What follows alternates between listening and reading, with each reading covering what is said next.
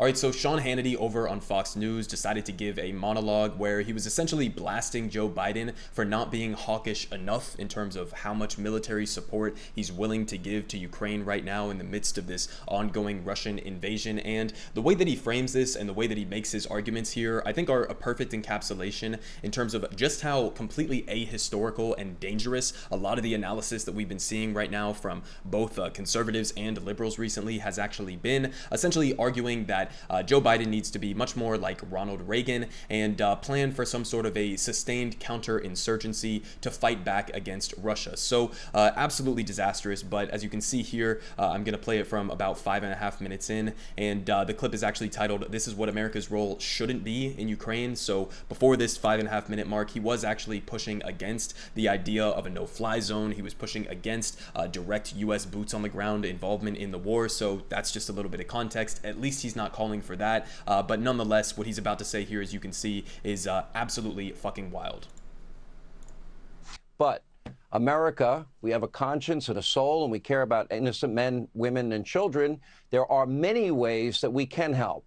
I go back to Ronald Reagan. He provided, for example, the Mujahideen in Afghanistan, the Stinger missiles.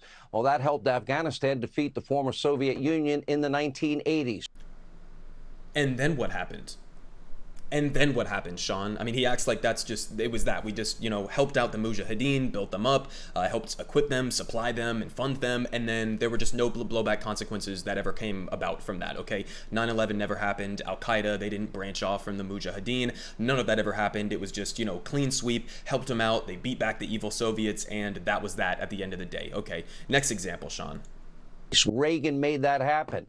Reagan also provided weaponry to the freedom fighters, the Contra rebels in Nicaragua, to battle Daniel Ortega and the Sandinistas. He was successful there. Reagan never put a single American boot on the ground. These weapons helped these freedom fighters defeat bad actors.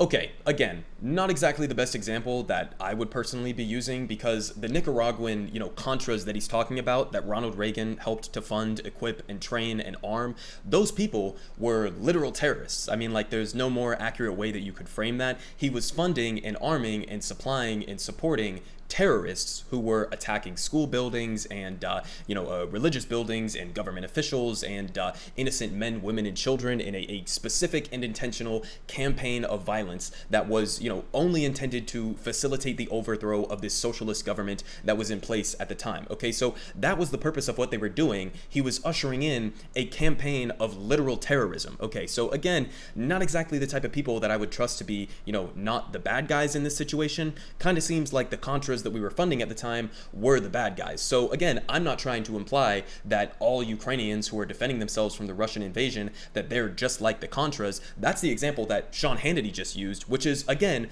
a fucking terrible example considering that they were literal terrorists, okay? Not exactly the best example that I would be giving right now. We should learn the lessons from Reagan. Give Zelensky what he's asking for, the weapons that they need so they can battle back against Russia. The Ukrainian people, frankly, they've shown incredible courage and effectiveness so far against Russia. They are showing their willingness to do their own fighting. They're just asking for the tools of war. The late, great Charles Krauthammer once wrote, "Enter the Reagan doctrine, which relies on indigenous revolutionaries to challenge, for reasons that parallel but need not coincide with ours, the Soviet empire and its periphery." Now, this strategy effectively countered the Soviet communists, like I said, in places like Central America, again, without putting an American boot on the ground and not risking a single American life.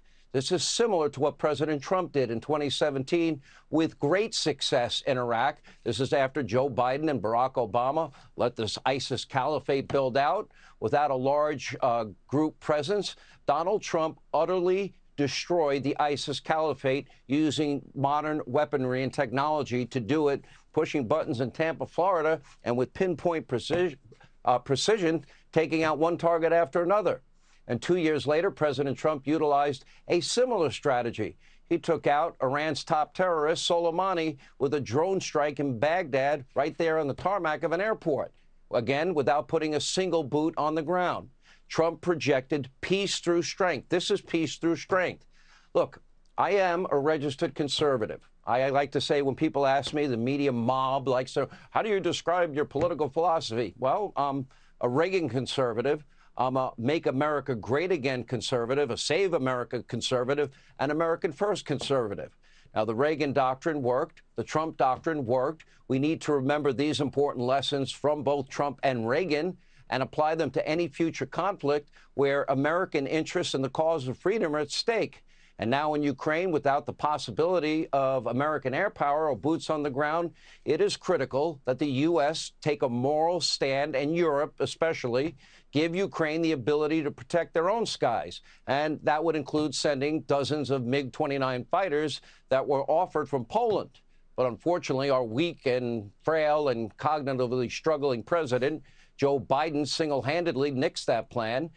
Okay, so on the very specifics of what he's talking about there at the end, the MiG fighter jets that Poland was suggesting that they could potentially send to Ukraine to help defend themselves. So essentially, the plan there was to have Poland send their jets via a German airbase, essentially, and send them over to Ukraine so that Ukrainian pilots who are already trained to use these Soviet-era planes could then use those to defend Ukraine. Now, the problem with that is that they would have had to take off from NATO airspace, okay? So in other words, as Russia and Vladimir Putin have openly stated, that would be a direct involvement of NATO in the war. So earlier in this clip, before the one that we started playing, where he says that we shouldn't have a no-fly zone, that we shouldn't have direct involvement, well, that's the same criticism you should be applying to these MiG fighter jets that Poland was trying to send over to Ukraine. We can't be backstopping their fighter jet supplies and risking getting NATO or the United States directly involved in this war. So if your argument is that we shouldn't be risking World War III, well, that's the same exact goddamn argument to say that we shouldn't be supplying them with these MiG fighter jets. Now,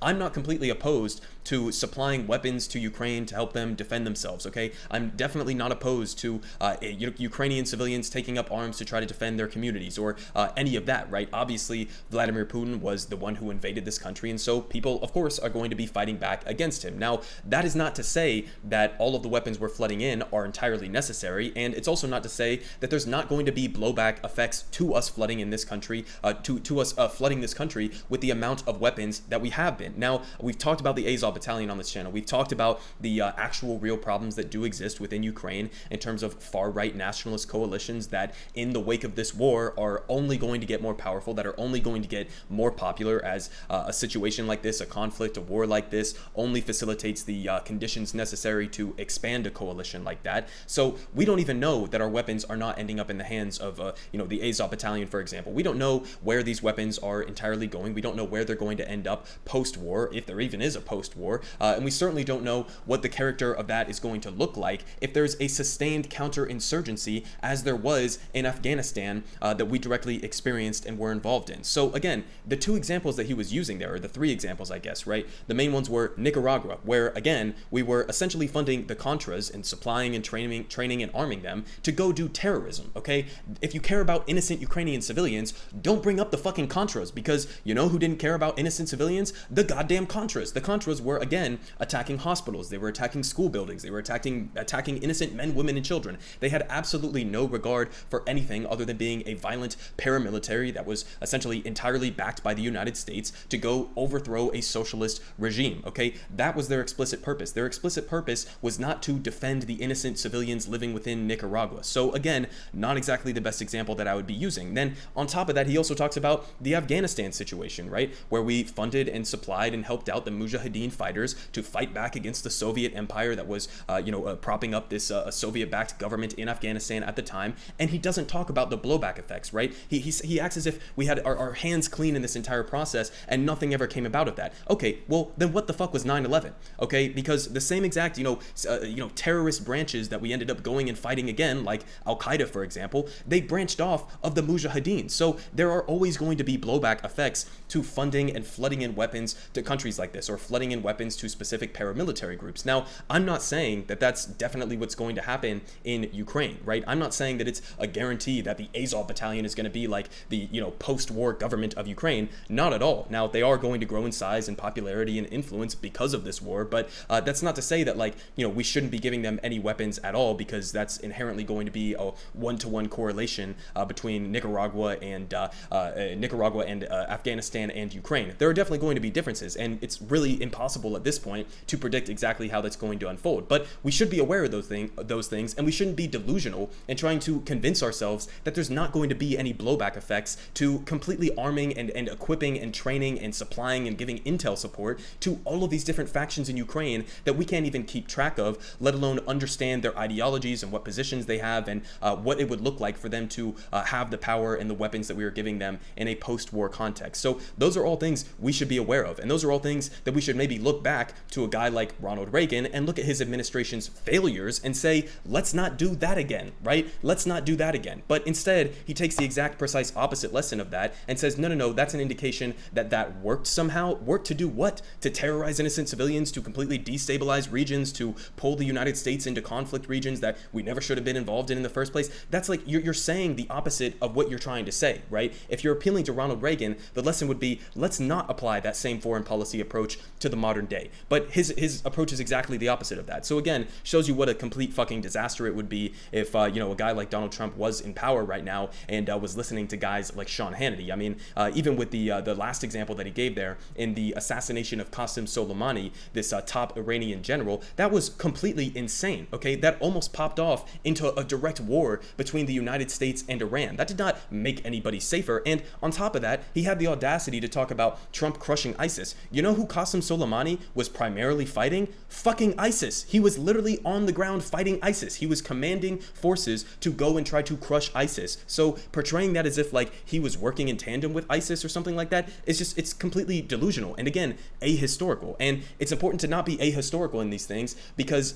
if you don't have that correct analysis, if you aren't aware of these things, then it's not going to produce a better outcome for the Ukrainian people. And that's where your priority should be on top of all of this. It shouldn't be, what is the potential gain for Vladimir Putin and his imperial gains. It shouldn't be, how can the United States more effectively, facilitate the overthrow of Vladimir Putin or the collapse of the Russian Empire to spread Western influence to Ukraine. That's not what our concern should be. Our concern right now should be ending the war as quickly as possible, which inherently is going to require peace negotiations and concessions that are going to have to be made. We should be pushing aggressively for a diplomatic solution right now. We shouldn't be talking about how can we escalate militarily, how can we flood the country with even more weapons, which is exactly what we've been seeing from, again, conservatives like Sean Hannity and Donald Trump, but also liberals like Hillary Clinton, who basically came out and suggested that it might be in the United States' best interest to turn Ukraine into an Afghanistan 2.0 to help facilitate the downfall of Russia. So this is not what your take should be right now. The take should be the exact opposite of this,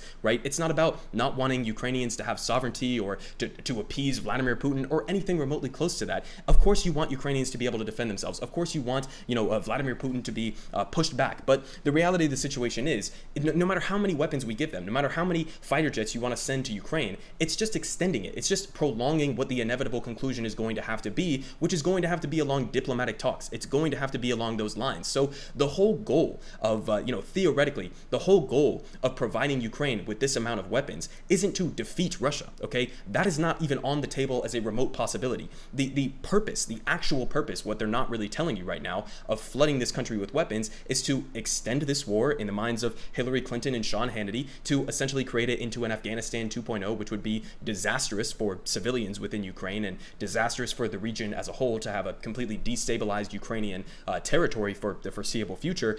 This would be absolutely goddamn terrible. So your solution right now that you should be pushing for should be a diplomatic one. But no matter how many weapons you flood into Ukraine, you're just extending how long it's going to take in order for us to get to that diplomatic position. So, there is an argument to be made that, well, if we continue giving them weapons, they'll be, at a greater footing to have a firmer stance or a firmer negotiating position to negotiate a better diplomatic solution to this ongoing invasion. But at the end of the day, that's going to have to be the route that we take, right? You're not going to have Ukraine completely defeating the entire Russian military. It's not going to happen, no matter how many MiG fighter jets you send them. Okay, so there's no reason to try to escalate this militarily. We have already sent them basically as much military support and also punished Russia as much as we physically can economically. We completely isolated them from the the entire global financial system, at least the one that's tied to the US dollar. So we can't go further than we already have without escalating it into a broader war, without escalating it into the possibility of a confrontation between two nuclear armed powers who have enough weaponry to completely obliterate life on Earth